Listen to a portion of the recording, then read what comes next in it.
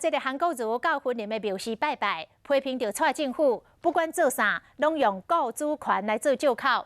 韩国瑜爱蔡政府提出着成绩单。前一天，韩国瑜到澎湖承诺讲，伊若当选，就要开放澎湖的小三通，要来救观光。也毋过，陆委会甲交通部讲，这个澎湖小三通早就开放10年了。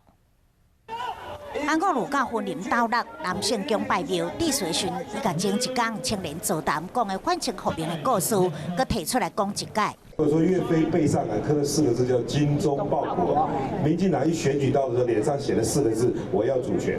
韩国瑜伫选举的行程中，伊所讲的拢备受关注。就伊27到澎湖，答应当选了后开放澎湖小三通救观光，就被反驳。有这个名啊，但是没有这个实啊。 所以我昨天跟这个韩市长跟他建议啊，就是希望将来如果他当选总统，那么我们希望呢，他这个澎湖跟福建呢有一条直通的路。澎湖县长罗宏伟讲，伊表达韩国瑜的是即卖澎湖小三通有名无实，希望澎湖直通福建，并是经过金门到中国，由韩国瑜简化。